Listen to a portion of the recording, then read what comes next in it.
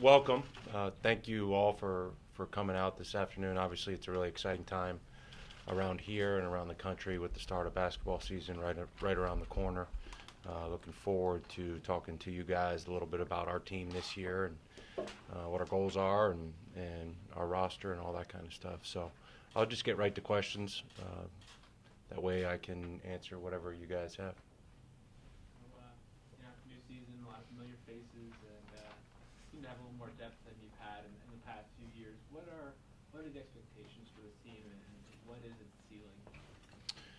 Well, we're not going to know the ceiling, obviously, until the end. But yeah, I really like this team. I think we've upgraded in a number of areas. One is one that you mentioned. I think this is the deepest team that we've had since I've been here. I think we have a number of really good players, a number of interchangeable parts, and we're hoping to make the depth the strength of ours, where we're able to play a lot of guys in a game. I think our skill and our basketball IQ has improved. I think it's the best shooting team that we've had in my 3 years here. I also sense we have a better feel for the game. And so, those areas that I'm very excited about. And in terms of expectations, you came in a couple of years ago and wanted to revitalize the program. I don't know if rebuild the right word, if you wanted to revitalize it. What stage are you at in that process? Well, I think we've made significant strides since I got here a couple of years ago. We want to keep moving forward. We want to be a postseason team. We want to be playing in March and have a chance to compete in postseason tournaments. Steve, what does that depth allow you to do differently, stylistically, on the court? Well, I think the depth combined with our size, because we are an undersized team, we're going to have to try to do some things differently defensively in terms of maybe extending the floor, being disruptive on the defensive end of the ball. And in order to do that, I think you need to have fresh bodies out there to maintain a certain pace of play, a certain energy level from your group. We should be able to have fresh and energized bodies on the court at all times. You talked about the lack of size on this team. Have you thought about playing 3 guards at a time? You guys kind of finding who fits together in that group? Yeah, I mean, really, we have 10 guards, 10 perimeter guys, and 2 traditional big guys. So we're going to have a lot of lineups that mix 4 perimeter guys with 1 post guy. Within those perimeter guys, I think all of them bring something to the table that can add value to our team. So you'll see a lot of different combinations. It will essentially be 4 perimeter guys around 1 post guy pretty much the entire time. I mean, I guess we will at times take a look at what Matt and Luke look like together, but more times than not, I think it'll be 4 perimeter guys around the post. Has this fall been a lot about figuring out which one of those guys works well with each other? Yeah, I think in order to build the chemistry and guys getting to know how to play with one another, you have to look at all different types of combinations. And so, really on the offensive end, we'll be somewhat positionalist. I don't want guys to get caught up in what position they're quote-unquote playing. I want them to be basketball players. Obviously, we'll be undersized, but hopefully we can make those matchups work to our advantage because we have the opportunity to put 4 playmakers on the floor at any one time. And with today's day and age in college basketball, when you can do that, I think it can really work to your advantage. Steve, one of those big guys, obviously has been in your program a while, Luke Fisher, basketball player, but also as a leader who's been around and can be an example to some of your younger guys. Yeah, we're looking for Luke to be at his best in those 2 areas. I think we need Luke, without question, to have the best year that he's had as a college basketball player in terms of his production, especially from a rebounding standpoint. He's been an efficient scorer. We need him to rebound the basketball for our team at a higher level. And then we need him to be that day-to-day presence that the best veteran leaders are for their teams, where you're an everyday guy. When guys play with you, they gain confidence. When they're on the court with you, they gain confidence because you're rock steady. And we need Luke to be that rock for our team. if we are going to hit our ceiling. How do you replace the production of a Henry Ellenson losing a guy like that? Well, you don't replace it with one person. And, I think it's got to come from a lot of different places. Obviously Henry was a guy who scored 17 points a game for us last year. We're not plugging in one guy to get those 17 points back. I do, however, feel like we can make up for his 17 points, and in some respects maybe even do it more efficiently. The biggest holes that Henry leaves our team is rebounding and rim protection, by far. We have to figure out how we replace those double-figure rebounds.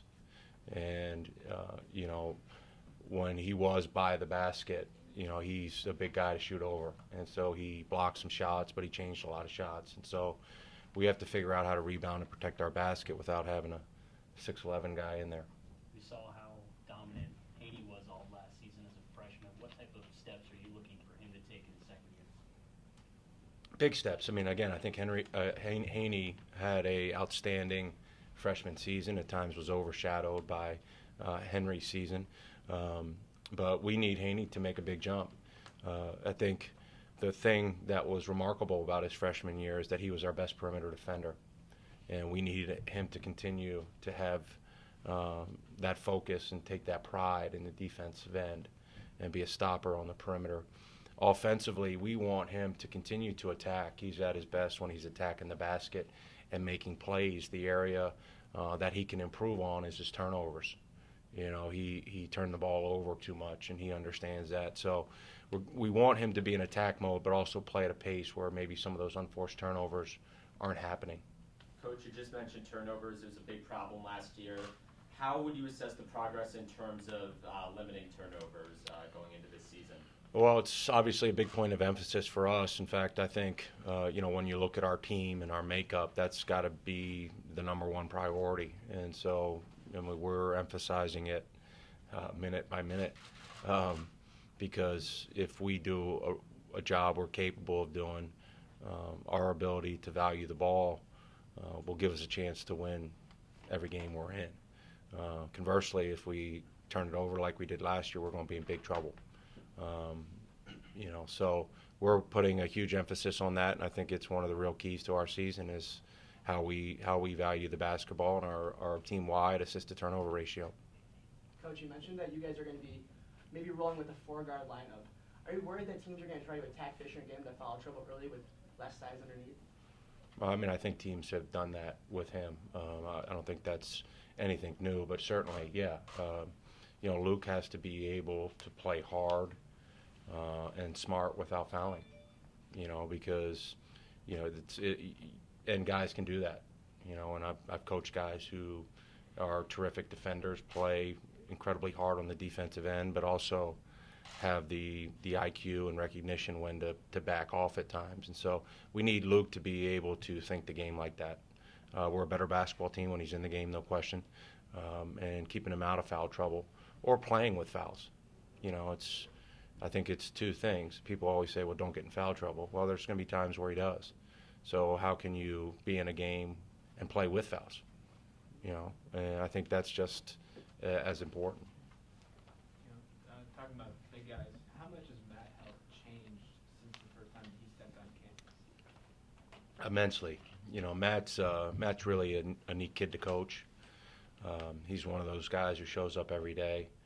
You're going to get every ounce of effort that he has. And, when a young guy, a freshman, and now just into his sophomore year, has those attributes, it's pretty cool to see. His body is completely changed. I mean, he came in, I think he's over 17% body fat. And he's down to under 9 now. He's stronger.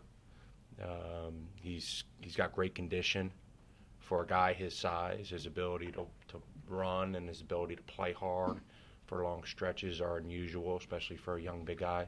And Matt's going to have a role on our team. And, we need him to be a guy that we can depend on game to game.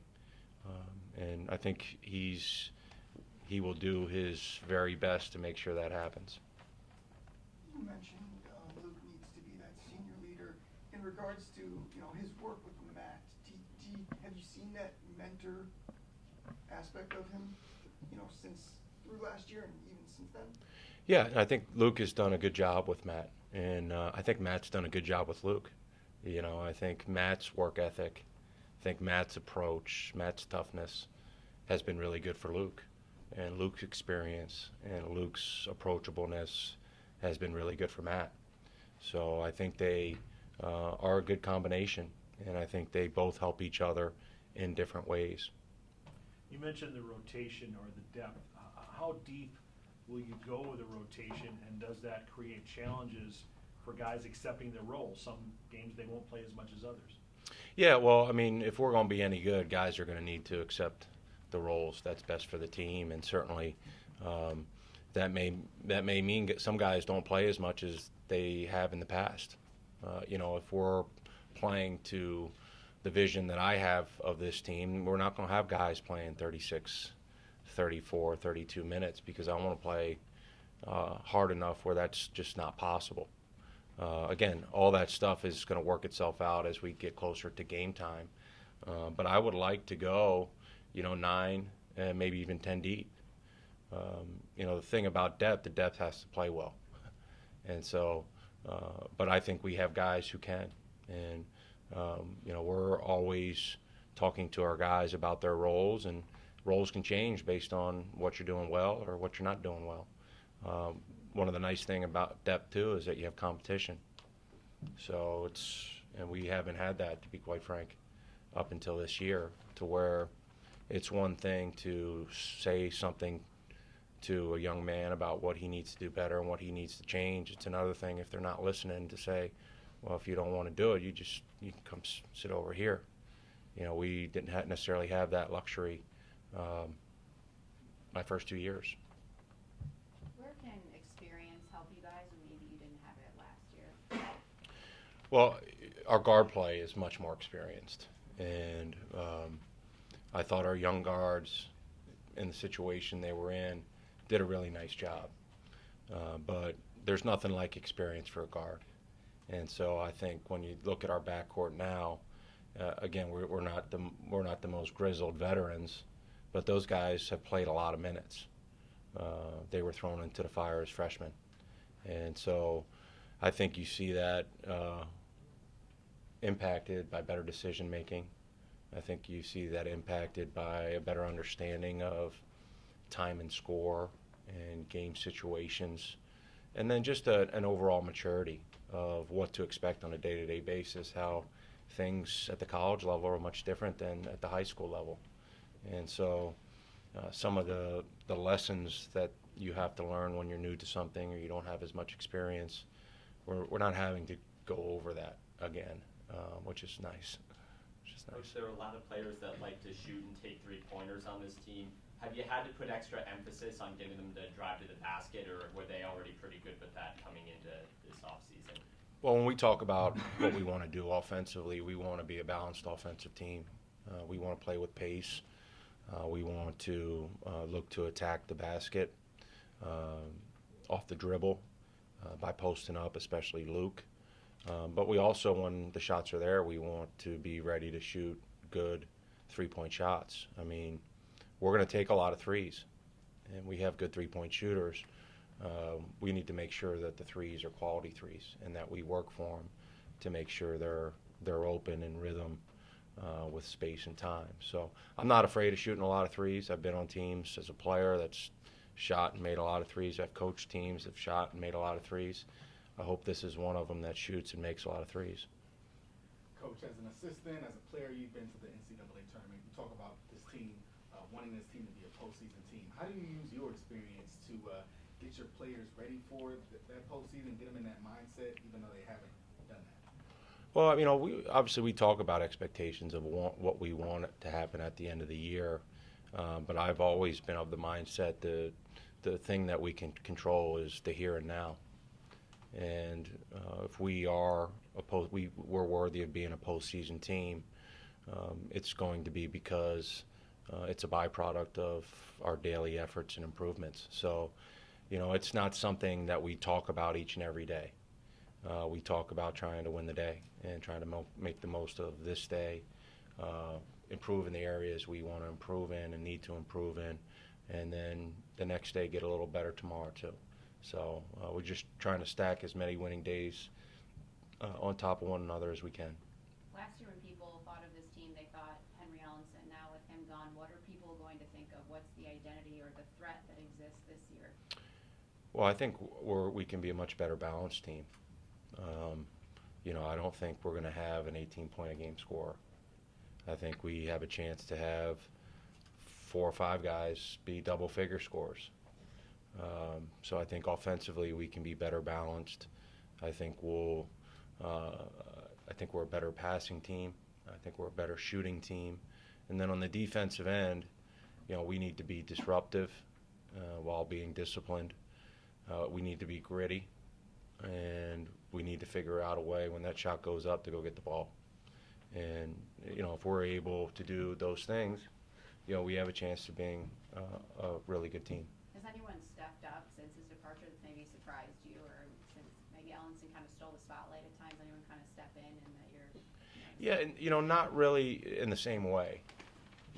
Obviously Henry had a big spotlight on him, and well deserved. He's a terrific young player. I think our guys are embracing the fact that this team's going to be not about necessarily one guy. It's going to be about Marquette and us coming together to figure out how we beat the next team. And I'm saying that when I say that, I'm not being disrespectful to Henry. It's just he garnered a lot of attention, and we're not going to have that one guy in the spotlight. We should have one team in the spotlight. Is that easier for you as a coach, too? No disrespect to Henry. No, look, it's easy to have Henry on your team as a coach.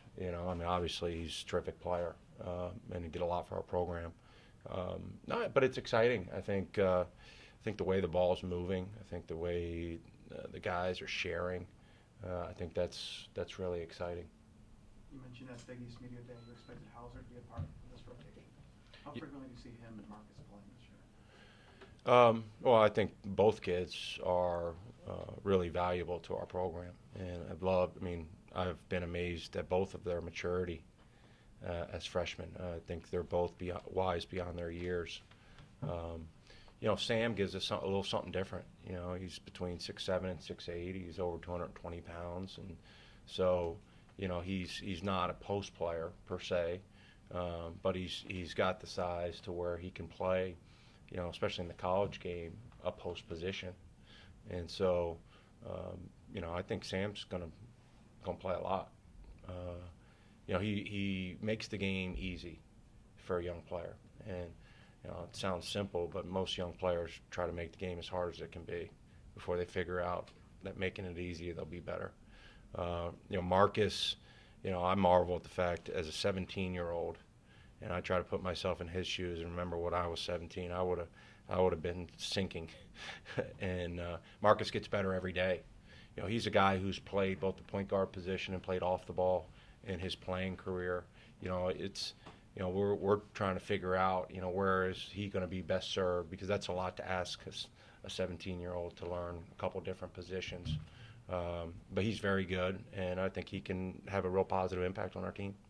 Coach, your team ranked in the bottom half of the country in offensive rebounding percentage last year. Mm-hmm. Is there a sort of strategy or plan to reverse that trend? Yeah, I think it's something that we've looked at. We've tried to put a great emphasis on it early in the season. Sometimes with last year's team, because of our foot speed we sent, we always were sending 3 or 4 guys back in transition defense. And so sometimes when you do that, you give up something else.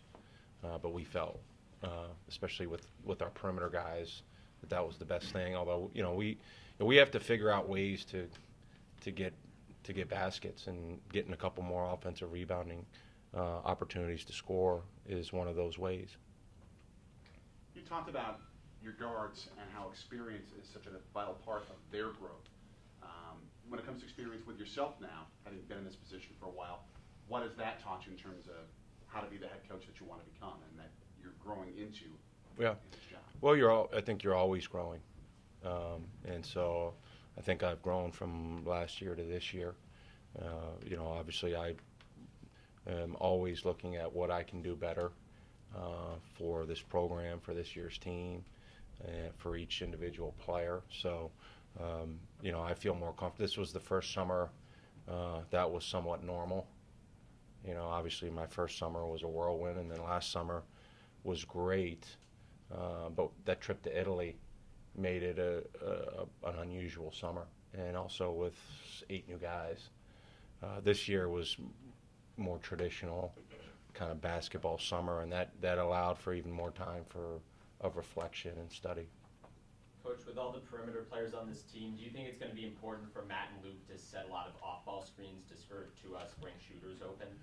Yeah, I think they both need to be great screeners, whether it's on the ball or off the ball. But obviously, we're going to have guys running off of screens in our half-court offense. And one of the great things, if you're a great screener and you got a shooter coming off you, that they have to honor. A lot of time, the screener's the one who gets open. So obviously talking to those guys about that. But our other guys, Matt and Luke aren't the only ones who are going to be setting screens for us. That's the thing. That's where I don't want to get caught up into guards don't set screens and big guys do. Everybody's got to be ready to do the job they're asked to do. How does a team like this beat a team like Villanova? The team to beat? How good is Villanova? Or how does the team like this beat a team like Villanova? Is the standard kind of in the Big East? Yeah, we'll cross that bridge when we come to it. I think for us, the keys offensively, we have to take care of the ball. I think we have to be a team that has a lot of assists and a few turnovers. Actually, our team last year, was a team that had assists. We just had way too many turnovers. That turnover's got to change, but we got to continue to share the basketball.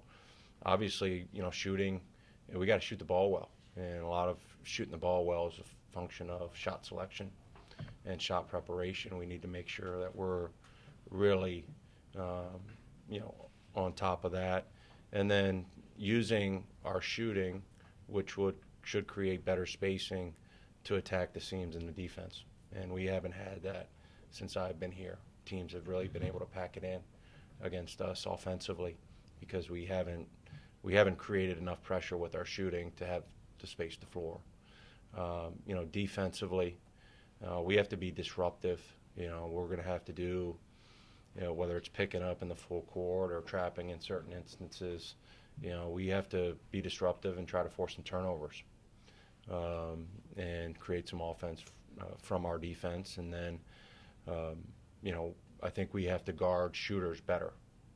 I think we let people get way too comfortable and against our defense last year, and teams shot the heck out of the ball against us, especially from the perimeter. We can't do that. And then we got to figure out how to rebound. And it's not just on Luke's shoulders. We got to have 5 guys. Our guards have to be the best guard rebounders in the conference. And so, you do all those things really at a high level in a game, you have a chance to beat a team like Villanova. You do most of those things at a high level in a game, you may not. So, we're working on trying to make those high-level habits. Building off of Elise's question there, I know you said you want to take this game by game and win by win, but realistically, where do you see this team stacking up in the Big East? I'm optimistic. I'm not going to predict what place we're coming in. That's for everybody else. But I'm optimistic. I feel like this can be the best team that we've had since we've been here, and the league's, I think, better as well. But I'm really looking forward to seeing how far and how well we can play. We've seen other Big East teams have success with smaller lineups. Nova, Xavier. Have you looked to any other teams to try to kind of find a model? Yeah, we obviously have studied those teams for obvious reasons, and there's some things that they do, I think, that we need to be able to do in order for us to be successful. But yeah, the era of the undersized team is here and has been here. So this isn't like some unusual experiment. Like, oh my gosh, I can't believe they're doing that. Well, the national champions played 4 guards. And 1 big guy. And so, I mean, again, I'm not saying that we're going to do that, but you can, if you're undersized, it doesn't mean you're undermanned. And so we got to figure out how to take the best, make the best out of the roster we have. And I actually like it. I think it can be exciting. I think our guys feel that way too. And we're anxious to get going. It's that time of the year where a couple weeks into practice, guys are tired of catching each other's elbows day after day, and I think we're anxious to play somebody else. The players are, for sure. Coaches realize we need more practice. So. Obviously, the depth on this team is at the guard position. You've got a number of guys that can spread the floor. This roster lends itself to playing with a different pace than you play with before. Do you expect to see this team play at a higher tempo? Yeah, we want to play at a fast tempo, and I think it, obviously benefits us. And we want to play fast. We want to try to attack the defense before it gets set, and then that doesn't mean taking quick shots. We want to work for good shots, but obviously, I think with our speed and our ability to shoot, it's going to work better if we're playing at an up-tempo pace. Wisconsin's always a big matchup, but talk about this year's Greg Gard. It'll be the first time you see him as the head coach of that team. Just talk about that matchup and what stands out about that team with Greg Gard coach. Well, they got a tremendously experienced team. They have guys who've started essentially for 4 years and have played in a lot of big-time games. And so I expect them to have an outstanding season. Obviously, Greg did a great job with his group last year, taking over for Coach Ryan. And so, I would expect them to have an outstanding year. Those games are always fun. So we're looking forward to having them come here to the Bradley Center. And at the start of the season, we're really challenging this group. If you look at our schedule, we've got a terrific non-conference schedule, and obviously that's one of the games that's a real highlight for our program and certainly the fans of both.